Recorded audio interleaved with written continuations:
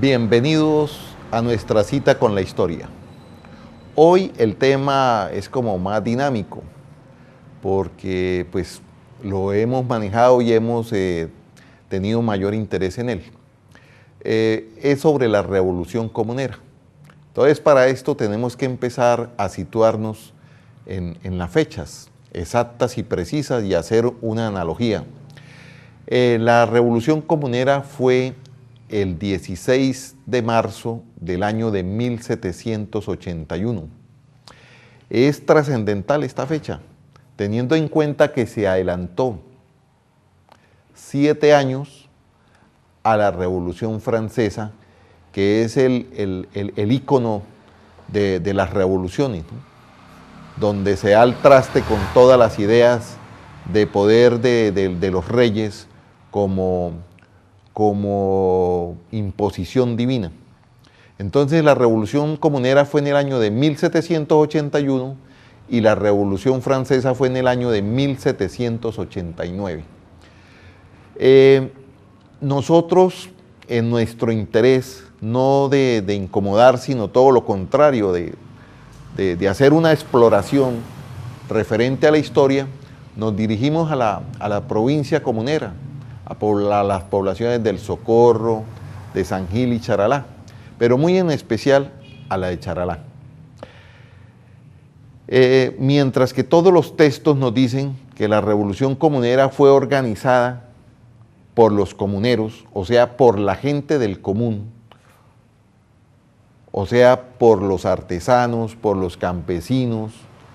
Entonces, nosotros en Charalá descubrimos un texto totalmente diferente, una versión totalmente diferente, de que quien había proyectado, programado la Revolución Comunera fue el hombre más rico del Socorro, Juan Ignacio Ardila alias El Zarco, el hombre más rico del Socorro.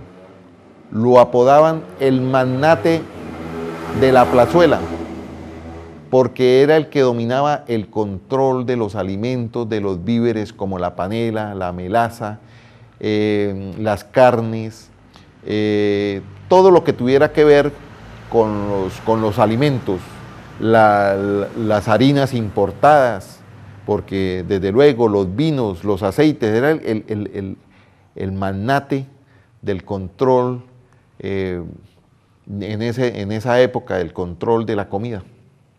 Entonces este señor la hizo el 16 de marzo de 1781 en el Socorro y posteriormente la hizo un mes después en un día de mercado en la población de Charalá. Bueno, cuando nos fuimos para el Socorro, allá nos corroboraron la misma historia, con la diferencia de que la señora Manuela Beltrán era una señora enajenada, o sea, era una señora que no sufría de desvaríos sexuales y desde luego que no era una persona cuerda, según ellos. Nos dicen que a ella no faltó quien le dijera, vaya y rompa ese papel, refiriéndose al edicto de los impuestos. Teniendo en cuenta la crueldad de los españoles en esa época, desde luego que nadie se había animado si realmente no estuviese enajenada, enloquecida, si no sufriera de alguna enfermedad mental o enajenación. Entonces la señora Manuela Beltrán fue haciéndole caso al tipo y rompió el edicto, pero sin tener plena conciencia de lo que estaba haciendo. Eso es una corroboración de la memoria oral en la población del Socorro. En ningún momento nos hablan también de que José Antonio Galán viviera en el Socorro. Entonces empezamos por investigar y entonces nos dijeron que José Antonio Galán desde muy joven golpeaba a los españoles por esa costumbre de asesinar indígenas para hurtarles, robarles las tierras. Entonces José Antonio Galán tuvo demasiados problemas, cada rato lo encarcelaban y el papá pagaba constantemente multas.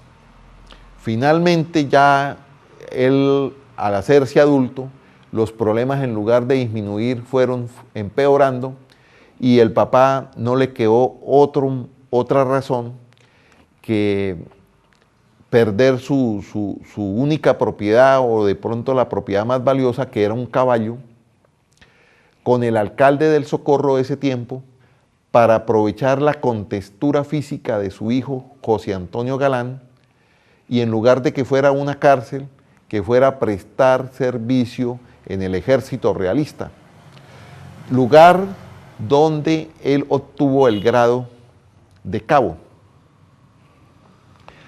En esa situación de la revolución comunera, del levantamiento del pueblo santanderiano, cuentan la historia de que hubo correspondencia y en esa correspondencia, al enterarse José Antonio Galán, decidió desertar, pero de una manera tal de no ser perseguido, porque había un control muy completo en todas las alcabalas de la nación, de la organización hispánica.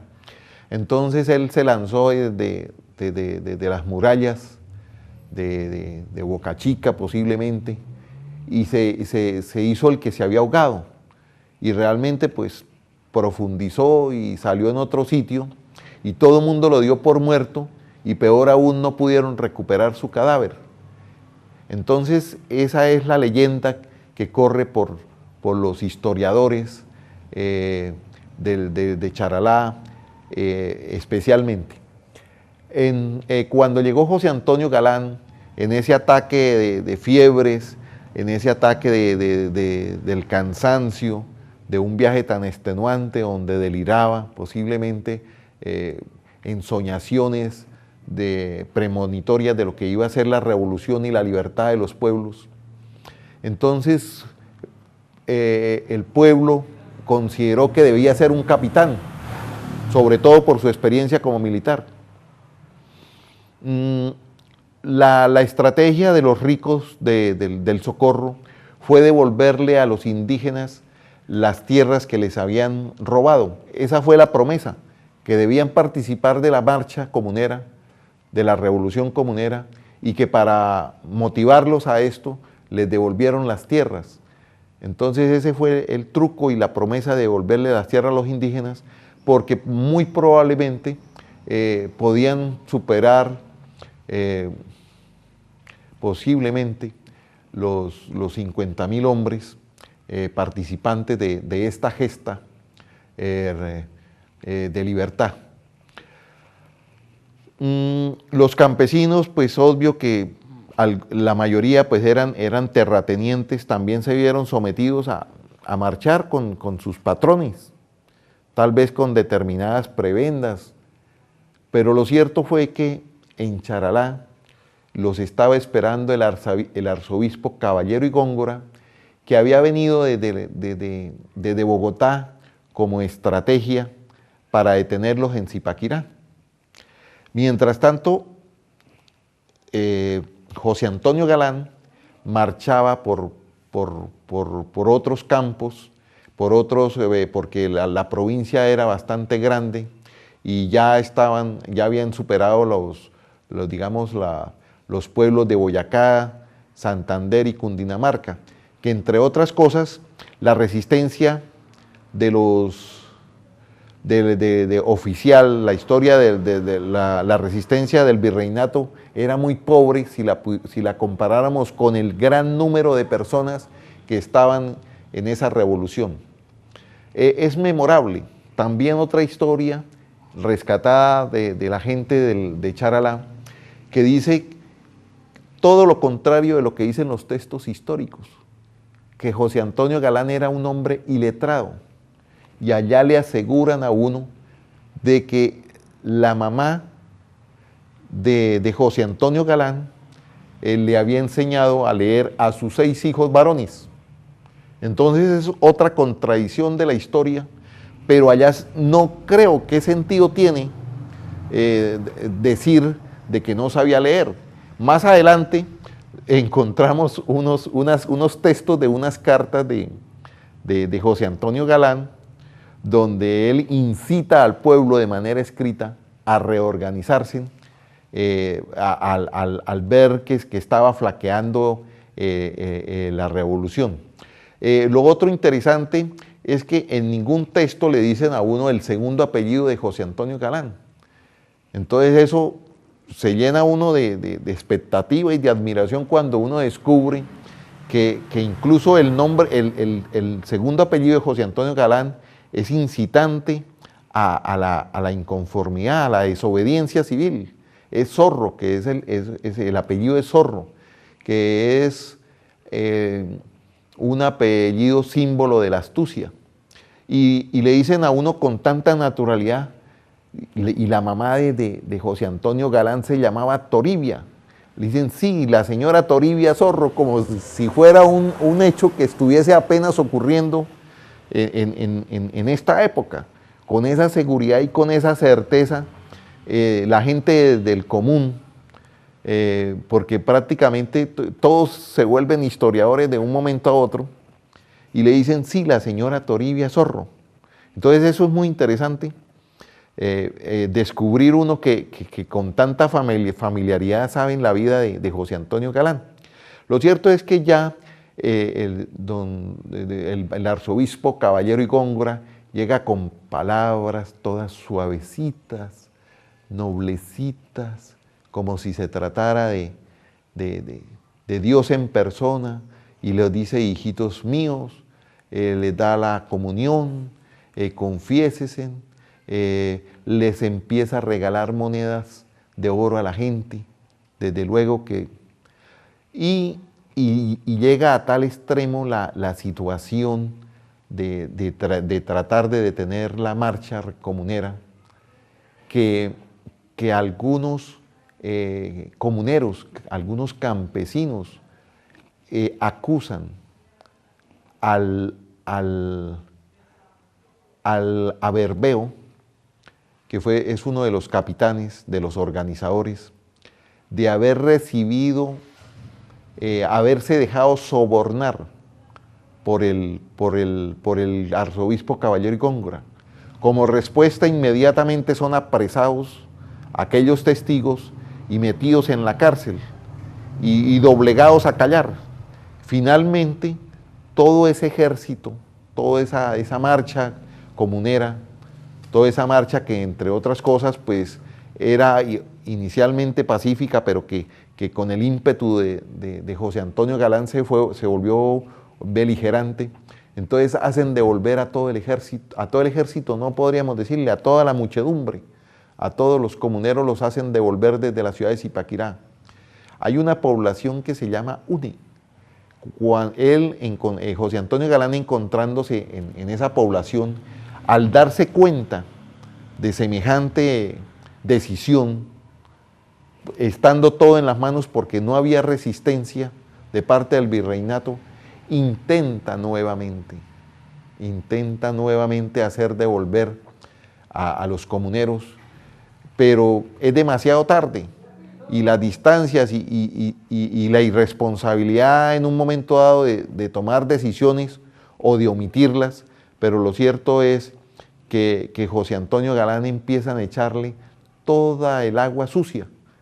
Claro, los ricos, los hacendados, los comerciantes ya habían negociado con el arzobispo Caballero y Góngora las concesiones de la sal, las concesiones de la destilación del aguardiente y la rebaja de impuestos. Y José Antonio Galán no se somete y sigue en su lucha como militar que era, en su dignidad. Lamentablemente es perseguido, usan recompensas y finalmente capturado para ser llevado finalmente al Socorro, donde es descuartizado con caballos. su casa sembrada de sal, su familia torturada y obligada a presenciar el juicio y finalmente la sentencia de José Antonio Galán en la plaza pública. Es un cuadro bastante triste, pero sobre todo con el fin de paralizar cualquier intento de libertad, y es exhibido en cada pueblo, una cabeza, una mano, una pierna, el tórax.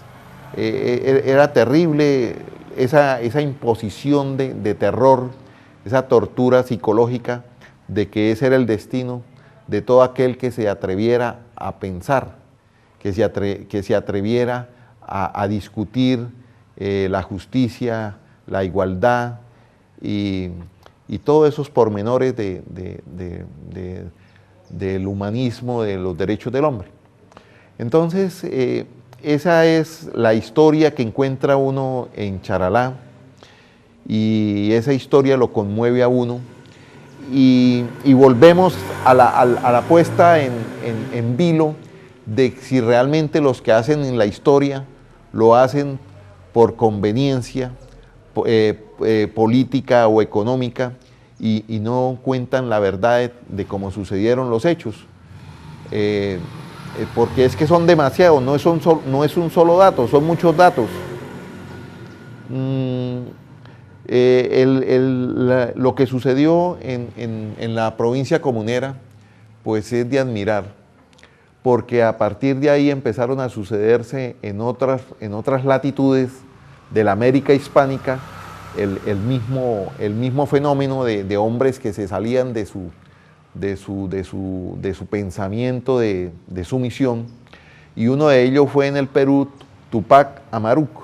Tupac Amaru tenía un lenguaje tan extraordinario, un léxico tan aristotélico, que uno dice, es él el que está hablando, un indígena, cuando uno lee esas cartas, o sencillamente se trata de los sacerdotes jesuitas, que eran revolucionarios y que no estaban de acuerdo con el imperio español ni con el imperio portugués, y posiblemente ellos estaban buscando cómo emancipar un imperio también en América, libre del control de la iglesia y el imperio europeo. Entonces es un lenguaje muy especial, y al final que usa Tupac Amaru, y al final él lo firma, pero uno le parece estar escuchando más bien palabras de gente muy intelectual, para finalmente sufrir la misma suerte que sufrió José Antonio Galán, descuartizado, repartido por todas las ciudades y poblaciones, pero entonces queda una sentencia muy interesante que la podemos comparar con la sentencia de José Antonio Galán. Entonces la sentencia de Tupac Amaru dice, moriré, pero algún día volveré, y ese día seré millones. Es algo así como si fuera el evangelio americano, ¿no? La promesa de volver, muy similar a la que hace Jesús, pero con la diferencia de que algún día no seremos vencidos, seremos millones. Entonces esas son las palabras. Entonces vamos a recordar aquellas palabras que lograron a José Antonio Galán llegar muy lejos y ser ahorita protagonista de la historia. Dice, en el nombre de Dios y de nuestros mayores, ni un paso atrás, siempre adelante. Y lo que sea menester, sea. Y hace una alusión a viva el rey, porque el rey se suponía que era puesto por don divino, ¿no? Viva el rey y muera el mal gobierno. Entonces esas palabras son extraordinarias, Y eso queda en la memoria de los santanderianos, que deja también la tradición de que es el departamento o la región o la provincia que más movimientos revolucionarios o sociales ha hecho como una tradición. Entonces tenemos a otro santanderiano en la ciudad de Bogotá, haciendo alusión a la raza santanderiana y al verdadero significado de lo que es la libertad de los pueblos, el derecho de gentes. Entonces dice: si dejáis perder estos momentos de efervescencia y calor, si dejáis pasar esta oportunidad única y feliz, seréis tratados como insurgentes. Mirad los calabozos, los grillos y las cadenas que os esperan. Todo aquel que desocupe la sala sin haber firmado el acta de la independencia será considerado traidor. Entonces esa es la tradición de los pueblos, la tradición de la libertad, la búsqueda de la igualdad y la justicia, a la cual tenemos derechos todos. Entonces esto que sirva de reflexión y que nos lleve a evaluar la historia que estamos viviendo, que es repetitiva y que lo único que cambian son los protagonistas, y desde luego cada uno de nosotros somos los protagonistas de nuestra historia. Como conclusión de nuestro tema de José Antonio Galán y la Revolución Comunera, hay dos puntos, dos subtemas bastante relevantes. Uno es que para las autoridades españolas el único culpable de toda esa revolución no fueron los comerciantes, no fueron los hacendados, no fueron los ricos, ni siquiera los indígenas ni los pobres comuneros. Fue única y exclusivamente José Antonio Galán. Por eso es que lo capturan, sin olvidarnos de Lorenzo Alcantús, que también fue otro líder de comunero que fue torturado y masacrado y ajusticiado vilmente. Y hay otro que, me disculpan, se me escapa, pero en sí fue la figura de José Antonio Galán, tanto que sus amigos, sus acompañantes, quienes sentían en carne propia esa capacidad de líder, esa luminaria que fue José Antonio Galán, que son muy pocos los que nacen con esa capacidad, con esa entrega total al movimiento de corazón, no fueron capturados. Tuvieron la oportunidad de huir a tiempo. Unos hacia los llanos orientales, otros hacia la serranía de los cobardes, que hoy se conoce como serranía de los yariguíes, pero es de los cobardes, porque se supone que a partir de ese tiempo ahí huían todos los que participaban en movimientos de emancipación. Entonces, solo en estas selvas húmedas y llenas de animales ponzoñosos podían evadir de no ser perseguidos.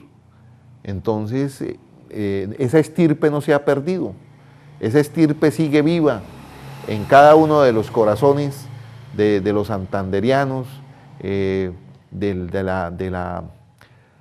la estirpe humana, por buscar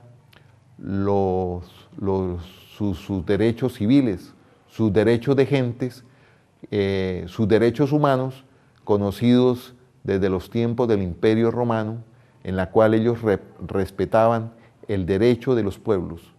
Entonces, muchas gracias por su atención y esperaremos sacar otro tema importante de nuestra historia santanderiana y chucureña, porque nosotros somos la elongación de esa cultura guani de esa cultura comunera.